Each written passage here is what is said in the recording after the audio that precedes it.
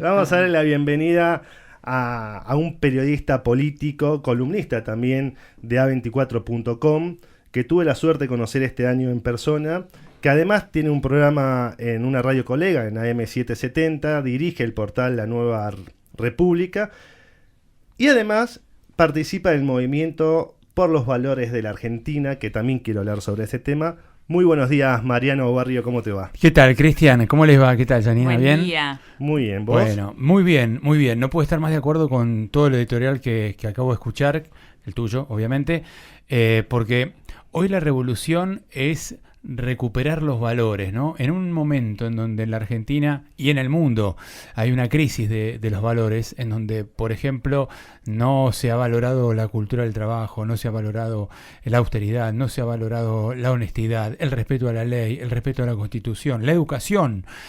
Recuperar esos valores es la revolución.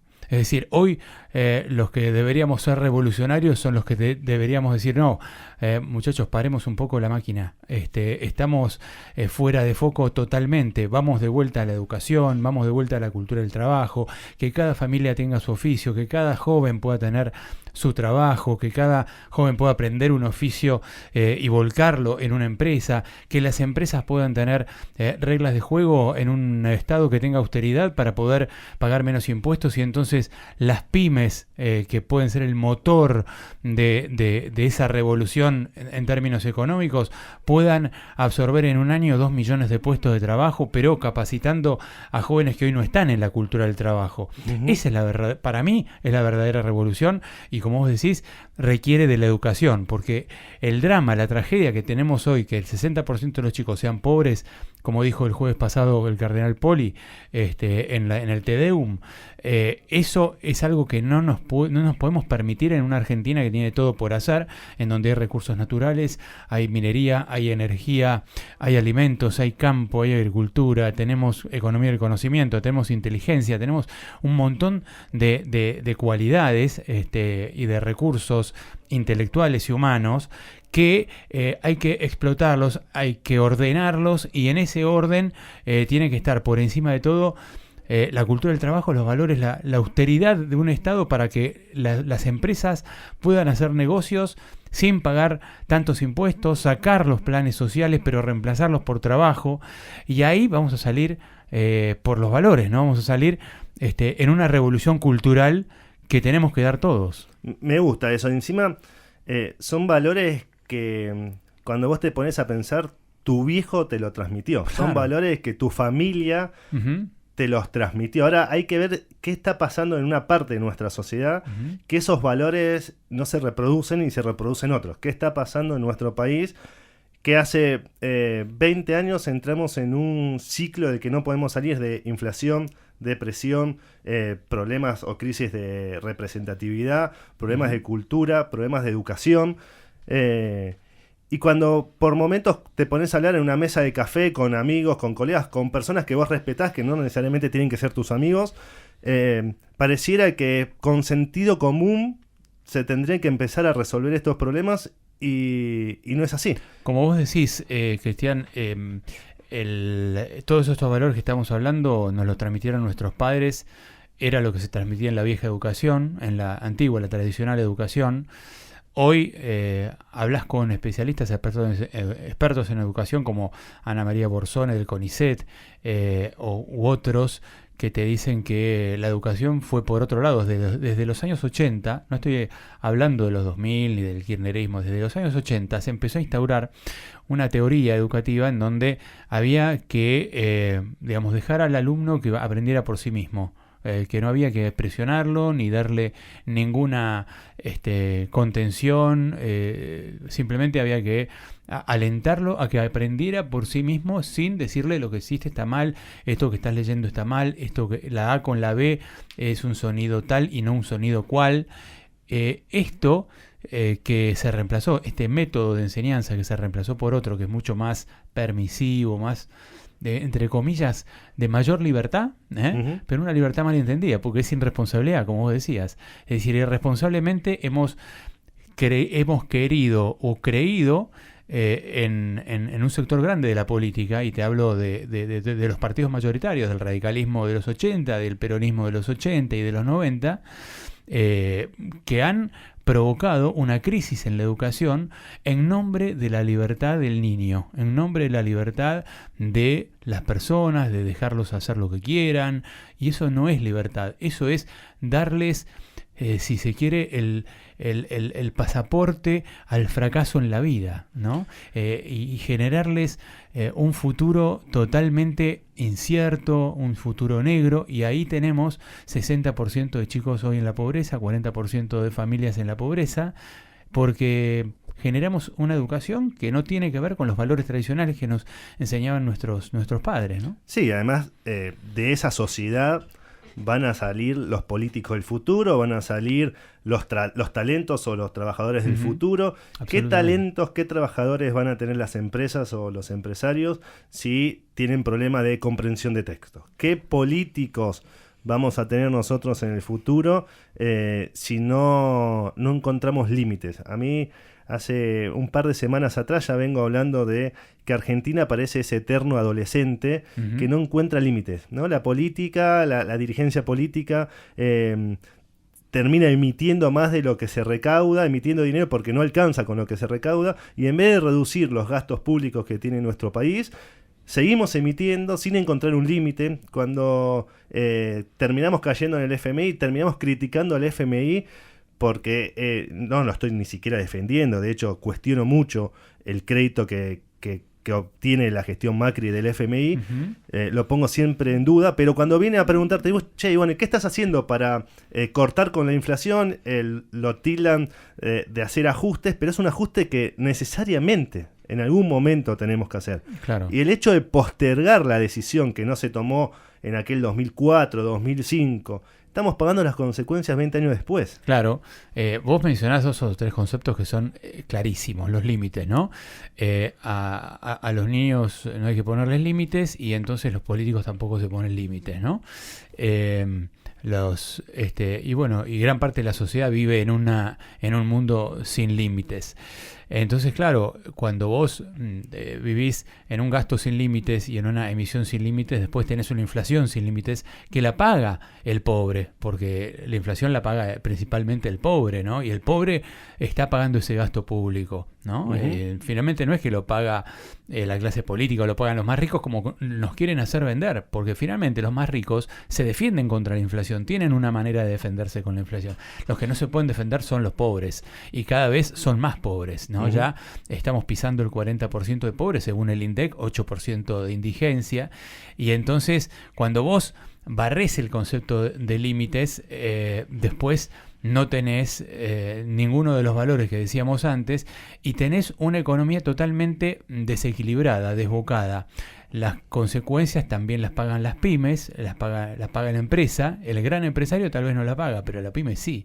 Entonces siempre los que pagan este tipo de desequilibrios, este tipo de falta de límites, son los que están en el medio, ¿no? Son los que están en la clase media, que caen a la pobreza, o los que están en la pyme, que no es ni gran empresa, tampoco es microemprendimiento, pero es una pyme, y que de repente, por tener que pagar impuestos o por tener que pagar una carga muy fuerte en materia de, por ejemplo, cargas laborales o de las relaciones laborales, termina teniendo que cerrar su pyme, o no incorporando personal y no incorporando gente y oficios que necesitamos para traccionar a esa pobreza y sacarla de la pobreza, ¿no? Vos sabés que cuando estabas hablando recién, Mariano, me hiciste acordar cuando algunos políticos hablan de estigmatizar la pobreza, ¿no? Y más allá de eso, porque no estamos diciendo que las personas que son pobres no son honestas o que no tienen valores. Lo que estamos diciendo es qué igualdad de condiciones le estamos dando a esas personas o a esos chicos del 60% que sufren hambre. ¿Qué le podemos exigir? ¿Qué le podemos pedir a esa nena? ¿Qué le vamos a decir? Estudiate o leete, no sé, la Odisea, si tiene hambre. ¿Cómo le podemos pedir que sume 2 más 2 si tiene hambre? O sea, si no desayunó, si no comió. Y por momentos siento que el Estado actúa como ese papá que te quiere dar todo pero no te da nada, que te quiere dar todo pero no te enseña, ese papá que, bueno, te tengo que compensar porque no te di la igualdad de condiciones que puede tener uno de clase media y te emito y te doy, pero después esa emisión genera inflación y te estoy en realidad perjudicando, pero bueno, yo me quedo con que te estoy compensando. Y te estoy robando el futuro, pero bueno, te lo estoy compensando desde otro lugar. Te lo estoy compensando con una dádiva para que vos te quedes en tu casa y no trabajes. Yo creo que la ayuda del Estado tiene que existir, pero la mejor ayuda del Estado es seguir sosteniendo con el plan social o con un seguro de desempleo atado a una obligatoriedad en los que tienen más de 18 años de insertarse en el mundo laboral, y si no tienen un oficio o una capacitación, garantizarles una capacitación para los oficios que están demandados en el mercado. Tenemos que hacer un gran censo de cuáles son los oficios demandados en el mercado. ¿Qué vamos a hacer con el litio? ¿Cuántos oficios tiene el litio? ¿Cuántos oficios tiene la recuperación del medio ambiente? ¿Cuáles? Son cientos de oficios. Lo del litio, lo de la minería, lo de la energía. Eso replicado en todos los sectores. Vos podés hacer un censo de los oficios que va a demandar la Argentina, cuantificarlos y poder capacitar a la gente que hoy está asistida por el Estado y que tiene que seguir asistida hasta que pueda valerse por sí misma. Como un niño, a un niño vos no le vas a decir valete por vos mismo, vos lo asistís hasta que se puede valer por sí mismo. Bueno, a la gente que hay que asistirla, pero con una obligación de que esa misma persona tenga una perspectiva, una proyección mediante la cual pueda generar un futuro, generar un proyecto de vida y generar un proyecto de vida para su familia. Entonces, una vez que tiene ese proyecto de vida en su familia, le puede dar de comer a esa chiquita de 6 años y el Estado lo va a haber ayudado para que le dé de comer. Mientras tanto, el Estado le va a dar de comer. Pero a los padres hoy incluso hay que enseñarles no solamente oficios, sino a enseñarles a alimentar a sus hijos. El otro día me decía un dirigente social de La Matanza, con el cual estamos en el Movimiento por los Valores de la Argentina, estamos haciendo un proyecto de generación de un microemprendimiento de calzado, de alpargatas, a enseñarle a 10 chicos a hacer alpargatas. Este dirigente social me decía con su mujer, se llama Rubén Carballo, de una sociedad de fomento de La Matanza, en Virrey del Pino nada menos, ¿no? Fíjate qué lugar, Virrey del Pino, donde hay... Acá nomás, cruzar la General Paz no está tan lejos. Cruzás la General Paz, agarrás el acceso a Cañuelas. Exacto. Y está ahí. Bueno, está armando una sociedad de fomento espectacular. Pero me decían con la mujer que hoy, y también me lo dicen en Pilar, que hoy las mujeres de 20 años no saben de darle de comer a sus hijos porque están tan acostumbradas al comedor comunitario que lo que tienen es el tupper, claro. No vamos a decir marcas, pero viste la cajita de plástico para llevar, que le den la comida y con ese tupper le dan el de comer a los hijos. Pero no saben hacer una polenta, unas milanesas, unos huevos fritos, la comida que realmente necesitan los chicos, un locro, algo con lo cual hay que arrancar desde una capacitación técnica en oficios, pero también la actitudinal, porque hoy la gente no tiene cultura del trabajo, porque le falta la persistencia en el laburo, el trabajo en equipo. Esto te lo dicen todas las empresas, las pymes, vos hablás con las pymes, seguramente te lo dicen, porque cuando vos incorporás a un tipo, muchas veces viene con malos modales, no se sabe dirigir al jefe, no se sabe dirigir a una autoridad, no sabe trabajar en equipo. Entonces tiene que haber una capacitación masiva actitudinal también. En la actitudinal, todas las habilidades sociales. Con él y con todo su entorno. Y con el entorno. Que entiendan sus compañeros que son sus formas porque no tiene otras. Exactamente, totalmente. Hasta que las aprenda. Totalmente, porque después vienen las peleas en los laburos. Esto pasa. Me pasa porque lo estamos laburando con el movimiento. Contame qué es el movimiento, porque... Y por último te digo, dale. Además de la actitudinal, hay que hacer una capacitación familiar para que los padres les enseñen a comer a sus hijos, les enseñen a ir al colegio, a presentarse, a hacer los deberes, que comprendan que ahí está el futuro de sus hijos, ¿no? Y generar buenas familias sólidas para que esas familias le puedan dar de comer a sus hijos y, como dice, bueno, todos los expertos en nutrición, ayer estuve el jueves estuve en una charla con Abel Albino, que dio una charla y hay que darles de comer porque si no, esos chicos después de los 5 años desnutridos ya no pueden desarrollar ninguna actividad en su vida intelectual porque están dañados casi sin remedio, ¿no? Entonces hay que ir fuerte. Qué duro, ¿no? Y qué duro que estemos hablando, parece tan básico lo que hablamos, tan Nosotros, porque, insisto, venimos, es como que, bueno, vamos a correr una carrera del Obelisco y yo empiezo en Avellaneda y vos empezaste en Virrey del Pino. Y sí, más vale que voy a llegar antes, pero claro. Es tan elemental lo que estamos hablando, de cómo el valor de la familia y ese entorno tenemos que empezar a nutrirlo desde como sociedad y de nuestro lugar y nuestro planeta italiano, porque si hay algo que tenemos los argentinos cuando hablábamos antes de revolución y de que somos un país pobre y que falta trabajo, es que somos solidarios. En sí, claro. El argentino en general es solidario. Si vos venís a cualquiera, che, me das una mano con empujar el auto porque se me quedó, si los parás, tenés lo que te tocan los bocinas, pero si vos los parás, a ese que te tocó la bocina, si me das una mano, seguramente te la dé. Ese es un valor que no se murió. Eso es exactamente. La solidaridad es un valor que tenemos los argentinos y es bueno. Es un gran valor. Cuando hablamos del movimiento por los valores de la Argentina, ¿qué es en sí? Es un movimiento de personas que se está constituyendo como asociación civil, en proceso de constituir, que lo que buscamos es difundir la cultura del trabajo a través de, por un lado, un programa que hemos hecho con entre 200 y 300 personas, consultándolos con todos, economistas, organizaciones sociales, empresarias y demás, incluso con el Movimiento Nacional PYME, que ahora estamos trabajando en conjunto. Te nombro algunos nombres, ¿no?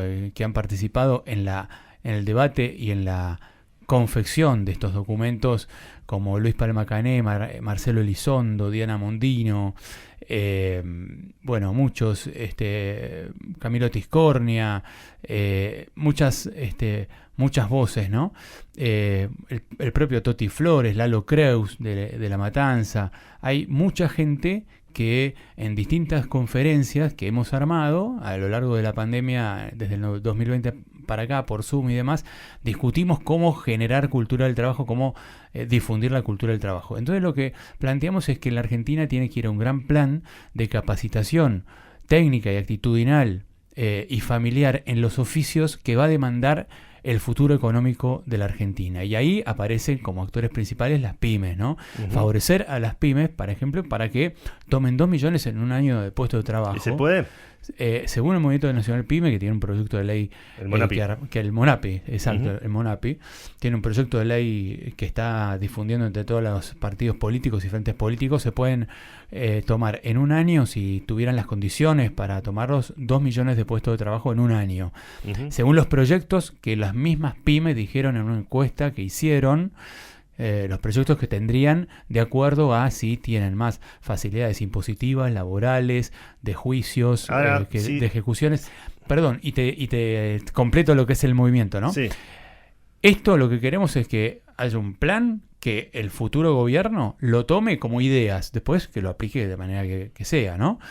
Que lo tome como una idea de generar un gran plan de capacitación técnica y actitudinal en oficios, con la demanda de los empresarios y la oferta de los que hoy trabajan o reciben planes sociales basados en un sobredesempleo, y ordenar todas las escuelas de formación laboral que existen en el país, que se puede, que hay miles de escuelas de formación laboral, ordenarlas a la capacitación de esos oficios. No sirve de nada que a lo mejor en Jujuy estemos enseñando a lo mejor carpintería cuando tenemos un mercado que es de energía solar, de energía eólica, de litio. Entonces, las escuelas tienen que capacitar en todas las actividades y oficios del litio, de la energía solar. Si vamos a tener toda esa demanda, identifiquémosla y adecuemos la educación.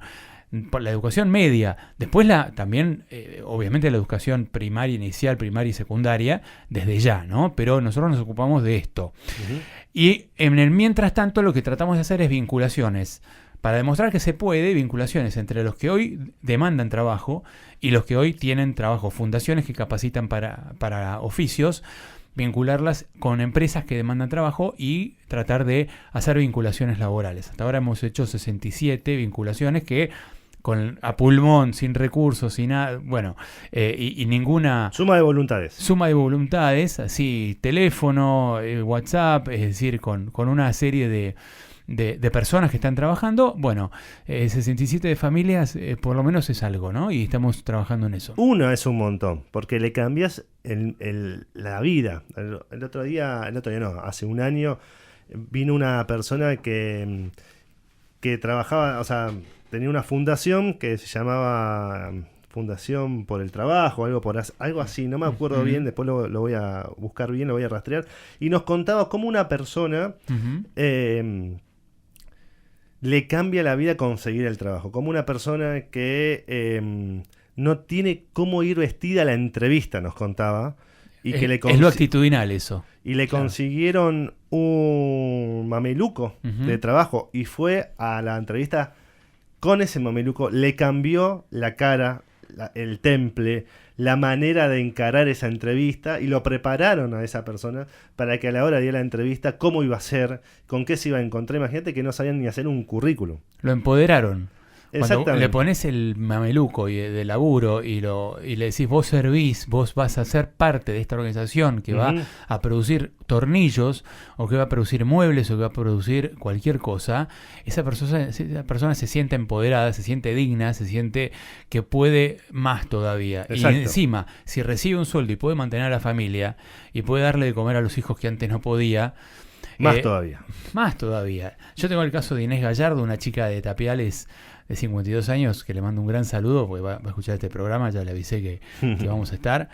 Inés Gallardo era empleada doméstica hace un año y medio, cuando empezamos con una empresa Textilcom, que quería incorporar trabajadores. El dueño de Textilcom, Carlos Vilariño, me decía, mirá, no encuentro oficios, no encuentro la gente que viene, no sirve para trabajar. Bueno, déjame que vamos a buscar con fundaciones, que está recién fundando un movimiento. Y bueno, el hecho de ser periodista también me facilita contactos y cosas. Entonces, bueno, un día por Facebook me contacta Inés Gallardo con toda humildad. Me dice, mire señor, yo no sé si puedo trabajar, tengo 52 años, nadie me quiere en los trabajos porque dicen que soy grande. Y entonces me gustaría trabajar en una textil. Soy empleada doméstica. Bueno, le digo, dame tu teléfono, te vamos a hacer llamar. No, pero siempre me dicen que soy muy grande, 52 años. No, vos no sos grande, vos vas a poder. Entonces lo contactamos, o la contactamos con Textilcom. Bueno, ahí lo llamaron los de Recursos Humanos, fue a la entrevista, hizo toda la capacitación de un mes que hacen en Textilcom para enseñarles a los costureros a coser y a hacer ropa. Le hacen ropa a Mimo, a Chiqui, a Grisino, a Cómo Quieres Que Te Quiera, a Topper. Marcas pymes hiper mega reconocidas. Exactamente, marcas impresionantes, líderes. Bueno, imagínate lo que era Inés cuando llegó y pudo hacer la capacitación y la tomaron en la empresa. Fue, digamos, como tocar el cielo con las manos, y para mí también, porque la verdad es que me alegré muchísimo. Y así en Textilcom logramos meter casi 50 personas. Pero el caso de Inés es muy emblemático, porque Inés Gallardo venía de una historia de violencia familiar, violencia de género en Chaco. Se huyó a Buenos Aires en La Matanza. Se escapó. Se escapó de Chaco. Está viviendo en Tapiales con sus hijos. Y cuando fue Alberto Fernández a inaugurar y ver cómo lo que se había hecho en Textilcom, y después, unos meses después, fue Patricia Bullrich, Inés Gallardo se les colgó a los dos y les contó su historia, y les contó que ahora podía ella comprarle un regalo a sus nietos y a sus sobrinos, y no lo tenía que hacer con una ayuda del Estado, y estaba orgullosísima. Y ahora es una colaboradora mía en el movimiento, está repartiendo volantes en La Matanza para que las empresas de La Matanza que tienen ganas de tomar oficios nos manden sus demandas laborales, sus búsquedas, y ver si las podemos ayudar, ¿no? ¿Cómo se contactan, Mariano, con esto? Porque la verdad que te invitamos para hablar de análisis político y que nos cuentes un poco. Pero esto es mucho más importante. A mí tenés razón. Me genera más adrenalina. Tenés razón. Pero pues, si querés hablamos de lo que quieras. No. Ya estamos terminando la entrevista. Tenés razón que esto es mucho más importante. Por eso te quería preguntar, o que nos cuentes acá al aire, cómo hacen esas personas que hoy te están escuchando para contactarse acá con el Movimiento por los Valores de Argentina. Bueno, pueden entrar a Movimiento movimientovalores.com.ar, movimientovalores.com.ar, y ahí hay un link de contacto y pueden escribirnos y decir, mira, yo ofrezco tal cosa, a mí me gustaría hacer esto, yo capacito en tal otra.